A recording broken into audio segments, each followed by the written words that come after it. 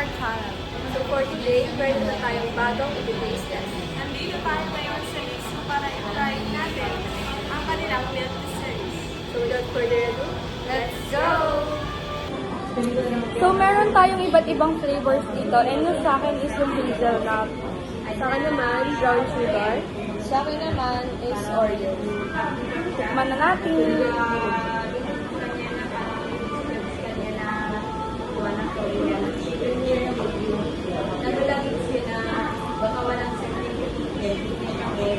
Hindi siya ganun katamis. So, good siya sa mga hindi masyado mahilig sa matamis. Ako naman, yung pearl hindi siya super tigas. And kahit na brown sugar yung flavor niya, hindi siya yung sobrang tamis talaga. Yung sa akin naman, Oreo siya. So, hindi siya Oreo na ano talaga, na nalalasahan mo. Parang siyang powder lang gano'n. Tapos, wala siyang pearl. Yung sa amin is yung jelly is may tawag ko. So, ang rate ko dito is 7. 8, ikaw ba dyan? Sa akin, 6. Goods to sa mga coffee lover na hindi masyadong mahilig na sa matamis. Kasi hindi sila kakaumay. I-rate ko yung tamis nito siguro. 5 over 10. Yung sa akin naman, pwede siya sa mga kids. So, nag-swap kami guys ng mga flavors para ma-taste test natin lahat. So, napunta sa akin yung Oreo. Napunta sa akin yung brown sugar. Napunta naman sa akin is hazelnut. Let's go!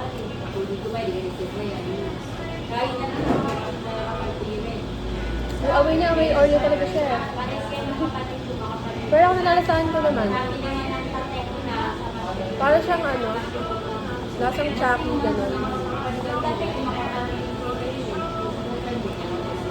Oh, lasang chocky. Sarap.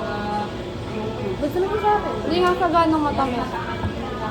Sa akin talaga, parang siyang 3 in 1. Yung chocky guys, parang siya. Version na hindi matamis. For me So, i-rate ko to siguro 7.5 over 10.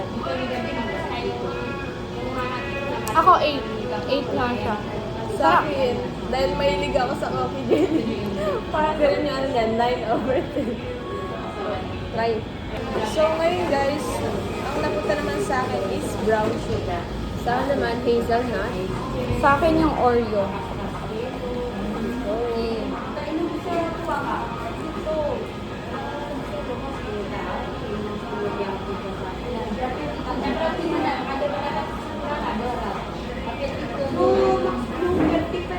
Yung sa brown sugar, talagang ito yung literal na makikita mo talaga sa lahat ng milk tea. Gano'n, yung lasa niya. Yung talaga yung parang pinaka-original niya.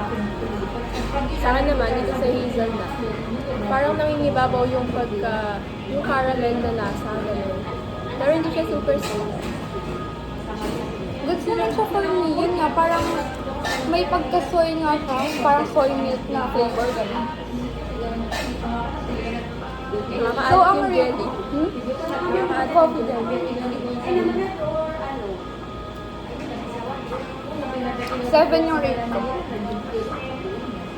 Sarap naman lahat. Sa akin, 8 over 10. Sa akin, 8 over 10. Walang vitamin. Ano yung vitamin? Ay, yung walang lasa.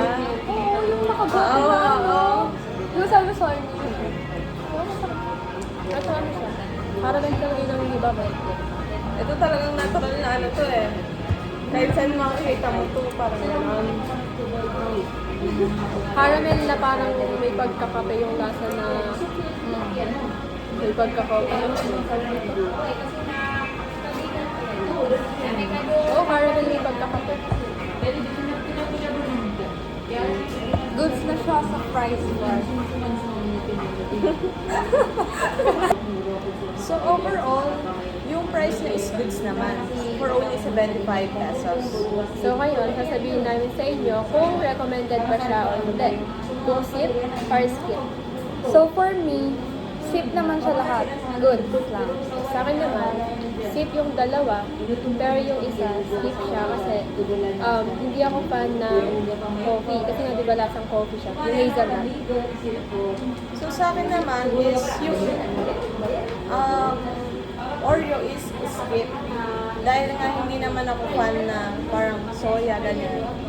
So, yun. Yun lang guys. So, ayan lang mga ka-Face Maria. Huwag kalimutan mag-visit sa lahat ng Mixo branch na malapit sa inyo. Don't forget to like, share, and subscribe para updated ka sa lahat ng ganap namin.